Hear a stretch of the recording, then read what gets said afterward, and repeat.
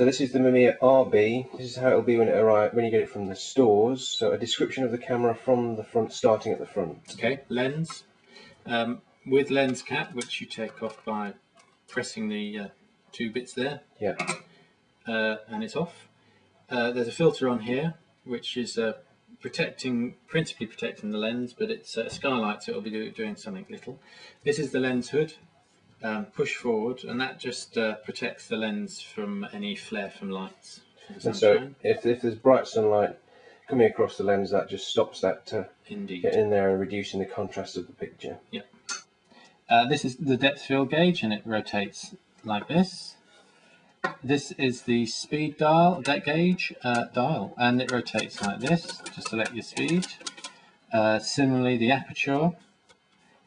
Next we come to removing the lens, and the little white dot there, you rotate the ring until it reaches the red, and that releases the lens. Yep. There's a red dot on the front of the camera. The red line and the red dot align, and when it's seated nicely, you just rotate that ring. Don't screw it on too hard. Yep. Okay, coming round to the rest of the camera. This is the flip up top. Yep. Which simply just pulls up. Okay, just push the sides in and it folds down. And back up. A little white tag there, which just releases the spring load on the magnifier. Yep. That allows you to, and that just simply pushes back and locks in place. Okay. Just so point to the focusing ring. This is the focusing knob, which you just simply operate by looking through, focusing, and if you've got a still life, it's not going to move. You can lock the focus like that, and it won't rotate from it.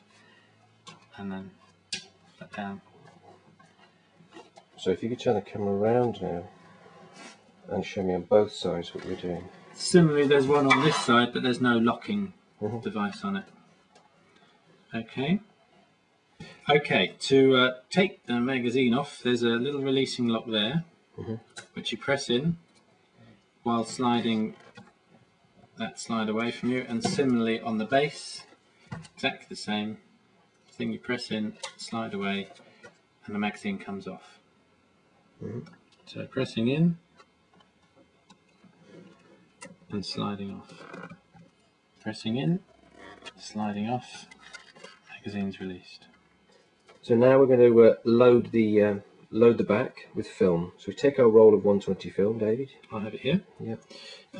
I'll hold it tightly in case it explodes. But there are two little catches, one there and one there. Okay, lever there and a lever there. And that releases the back. So lever there, release the back, and the inside comes away from the outside. So to release the take-out spool, you press in that jobby there, just comes out. Equally, to put it in its correct position, you locate the cross on thread, onto there, and push in, and there it is, bingo. You can see it revolve by the lever. Okay, so loading a roll of film. Roll of film, which we tear the paper off. Keep it tightly held. Just bring out a little bit of this and turn that around. Now, it's important this goes in the right way around. The emulsion's going to be on this side, so it goes around the back. Around the back there, there's nothing, it doesn't go through anything, it simply just comes around like that, and it threads into there, just up to the crease, and you just hold it gently while you push it through, and you continue winding. Can you see the arrow there? Until the arrows line up, there and there. The way I remember which way around is because you can put it in both ways, but I put the thick roll to the hinge. That's the way I remember it. and it just simply locates in like that. Lid gets shut, and make sure it's closed on both sides. If you want to manually release the slide, there's a little catch there. You press in, and it pulls out, and it enables you to make sure it's clean around the the gate. You know what they call it in photography. And so that gathers dust from continuous rolls of film, little chunks of paper and so on. Absolutely, bits of shit fall into it.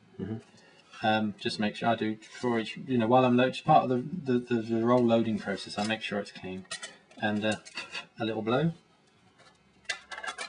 So that goes in there. It goes there. Lock, lock, and then we wind on. You wind on until it stops.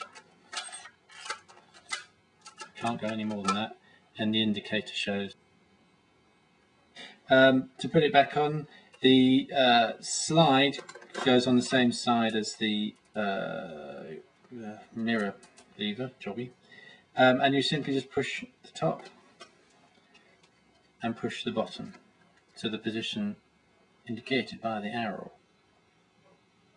The camera is now loaded with film, and it's set up at the minute to shoot. It's a 6:7 back, isn't it? So that means 6 by 7 centimetre negative. So obviously one side is shorter than the other, and so we have the choice of either shooting landscape or portrait. And it's just a simple matter of rotating.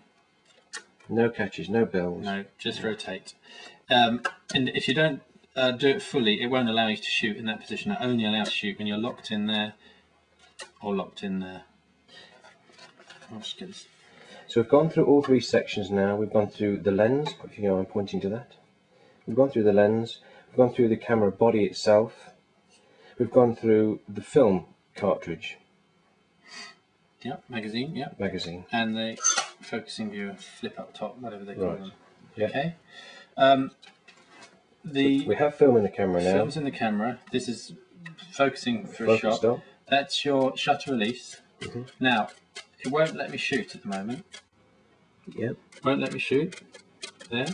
One or two reasons. There's a lock on the on this little jobby. That's definitely locked off, so it wasn't that. The other reason, slide for the magazine is in. Slide is still in, which should obviously stop light getting through the lens, through the camera, and to the film at the back. Yep. So that's out, and then there's a little place you can keep it while you're shooting. And now that will work. Bingo. So I've taken the frame. There are two actions I need to do. This, it's just one push, and that pulls up the mirror, resets the mirror into a viewing position, and then you've got to wind the film on. Because if you don't, A, you're going to double expose, and B, it won't actually let you shoot. So that's another reason. So you have to wind on, and again, if you wanted to do a double exposure, the little, can you see that indication there? That shows you that the frame has been exposed and not wound on. There's a lever here which you push forward, exposing a red dot. Enables you to double expose. Okay. So that's it. Make sure you shut it, otherwise you'll keep double exposing. So if you've reached the if the roll is partially shot but you want to wind it off, you'll lose the last frames. But there's a lever there that you pull across, release, wind continuously till you reach beyond frame 10, which is just through now. So that's the final frame. It's only 10 on a 120, yet 20 on a 220 roll. And once that's released, you'll feel a lightness in the lever. To keep on winding until you can't feel the film anymore. It's fairly off. It's about 5 winds, something like that. There you go. Film's through. Put your slide back in. Just good practice.